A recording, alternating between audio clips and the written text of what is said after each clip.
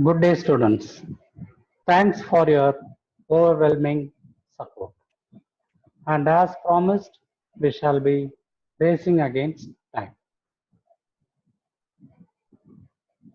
In today's class, I shall be dealing with a short essay, Bronchiectasis.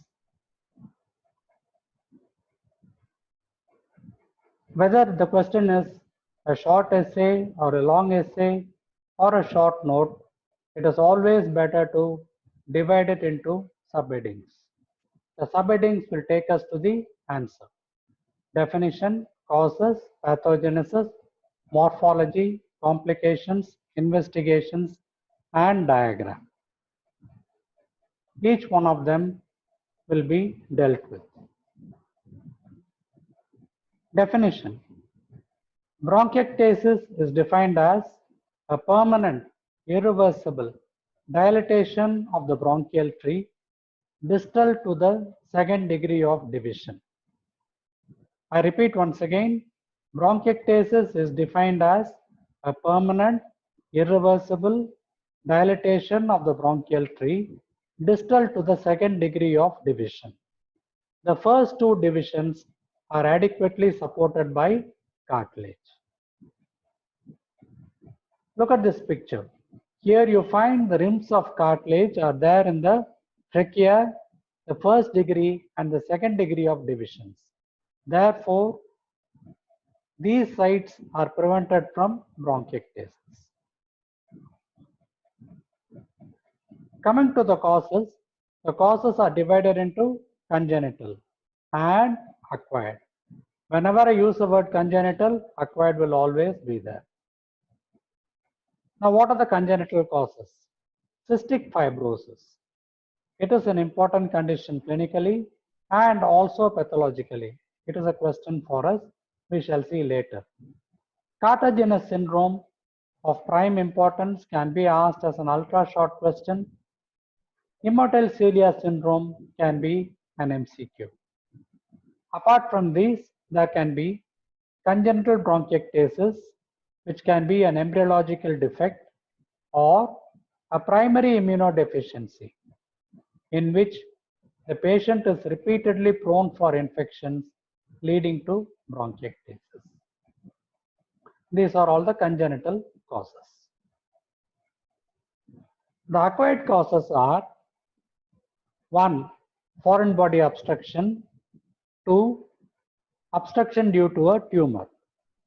Foreign body obstruction is common in children and tumors in elderly people. Both of these act as ball valves. In the sense, they allow the flow of air into the bronchial tree but prevent it from going back, as a result of which there is an accumulation leading to a pressure, stasis, and then distension. Another condition is a necrotizing pneumonia, in which there will be an inflammation and a weakening of the walls. So these are the three acquired causes of bronchiectasis. Cartagenous syndrome we had mentioned earlier. For the sake of completion, I am showing it here. It has got a triad which consists of bronchiectasis, situs inversus, one of the most important defects in bronchiectasis, and recurrent rhinosinusitis. Bronchiectasis, situs inversus or dextrocardia, and rhinosinusitis. These constitute the cartagenous syndrome. Along with that, there is an infertility. Basically, the defect is with the cilia. This is the structure of the cilia. I got a normal cilium on the left side and a defective cilium on the right side. When you observe the cilia, you find that there are multiple pairs of arms called the dynein arms, D-Y-N-E-I-N, and they will be having extensions. There can be 3 different extensions which are attached to these arms. They help in the movement of the cilia. A normal synchronous movement which removes all the dust particles and prevents infection. In a case of bronchiectasis, there is a defect in these arms, as a result of which there is stasis, no clearance, recurrent infections leading to bronchiectasis. Applying the same theory, you find that the spermatocytes and the spermatogonia do not have motility because of the defect in such structures, as a result of which the patient may develop an infertility. Infertility is an inability to conceive. The pathogenesis. This is one of the most important parts of this answer. I would like you to concentrate. Whenever there is an obstruction, whatever be the cause, it can be a foreign body or it can be a tumor, there is stasis, and the stasis leads to infection. Once there is an infection, there is an inflammation leading to partial destruction of the wall, resulting in loss of elasticity. Obstruction and stasis, loss of elasticity. When the obstruction is persistent, there is further superadded infection. It is recurrent. And there is a distension of the bronchial tree. If there is a distension, why should it become persistent? That is because of a peribronchial fibrosis. A peribronchial fibrosis pulls the walls apart, leading to a permanent distension. That is what is shown in this schematic picture. Here, there is a neutrophilic infection or colonization, bacterial infection and colonization leading to inflammation. Once there is an inflammation, there is a destruction of the airways. The neutrophils produce elastase. We had seen this earlier also in the class on emphysema. Once there is a destruction of the airways, there is abnormal mucus secretion, stasis is there, which is not cleared, which again paves way for bacterial infection. So this happens recurrently. It is a vicious cycle. So this will be the pathogenesis of bronchiectasis. What then is the morphology? One is pathogenesis. We had seen the etiology earlier. What is the morphology? Look at this one. This is a bronchial tree that we have got. The bronchial tree, I find distensions in the lower lobes. Usually it is more prominent at the lower lobes because of the dependent drainage. So the bronchus is in main line with the trachea, as a result of which all the infection spreads to the lower lobes. There is persistence leading to infection and dilatation. When I look at the gross specimen, I find that all these rounded structures that we are seeing are all dilatations of the bronchial tree. And the dilatations, I find that they are extending up to the subpleural surface. Subpleural surface. Normally, you find that beyond 1 centimeter, only we will be able to see the bronchial tree. Until then, we will not be able to. Whereas in a case of bronchiectasis, it can be a few millimeters, 1 to 4 millimeters from the pleural surface. And that is supposed to be diagnostic of bronchiectasis. So distension of the bronchial tree that extends up to the subpleural surface.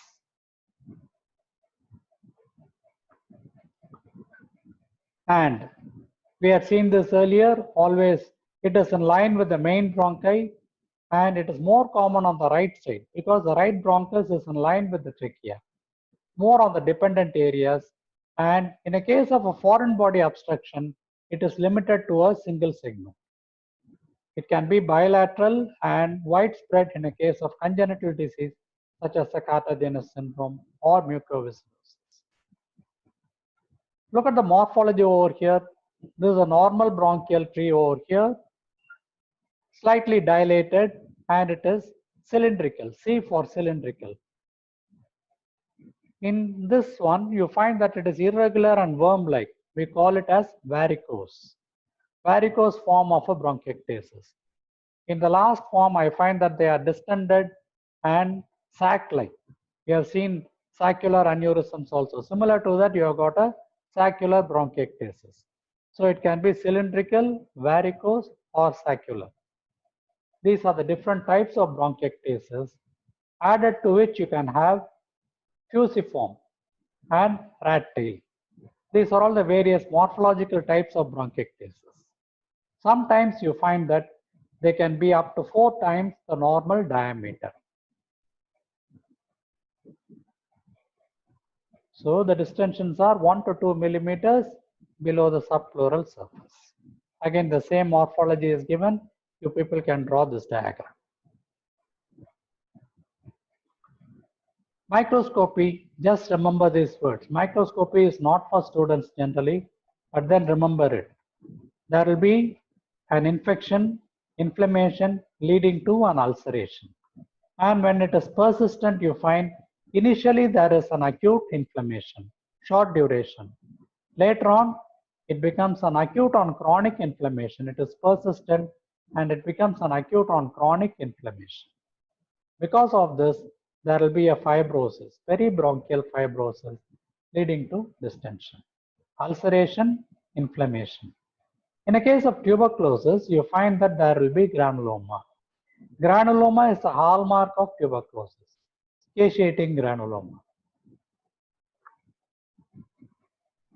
A nice picture from illustrated pathology. It shows the various sequence of events that can happen in bronchiectasis. Look at this one. This lobe is affected. It is showing irregular dilatation of the bronchial tree. There is stasis. Obviously, the stasis will be leading to infection. And once there is an infection, when the patient coughs out, there will be copious amount of purulent sputum. Copious amount of purulent sputum will be there. And there can also be the spread of infection once it invades the bloodstream.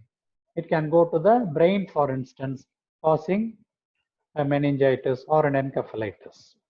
It can affect the opposite lung also. And in some cases, there will be a lung abscess.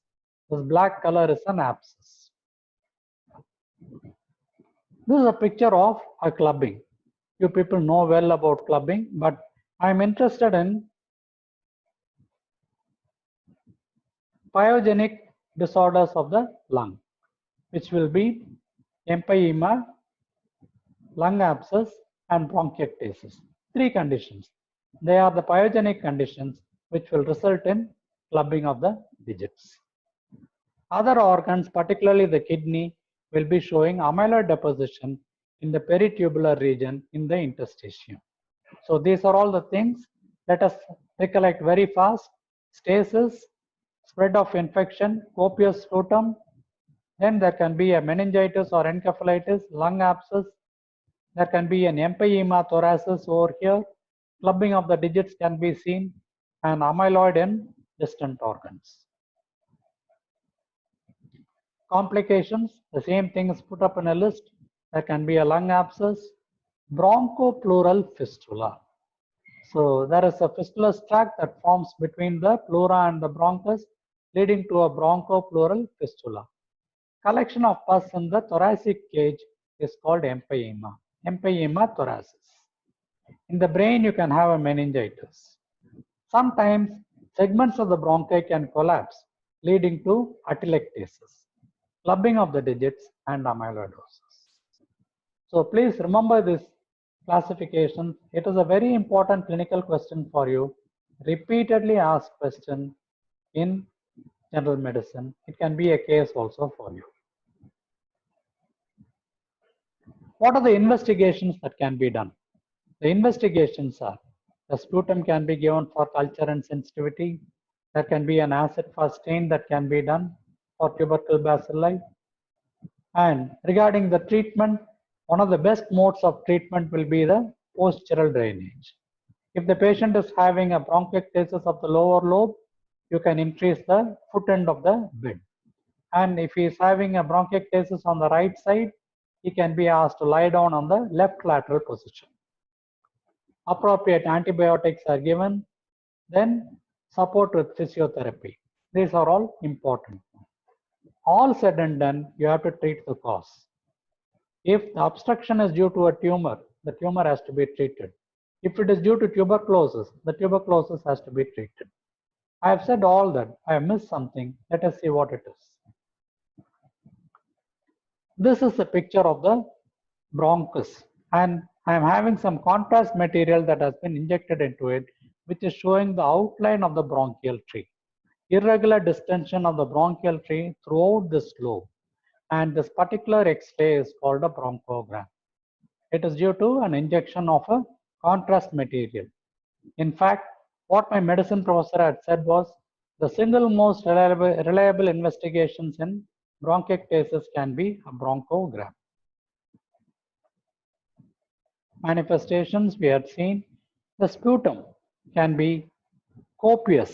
Copious means abundant, and it will be a three-layered sputum.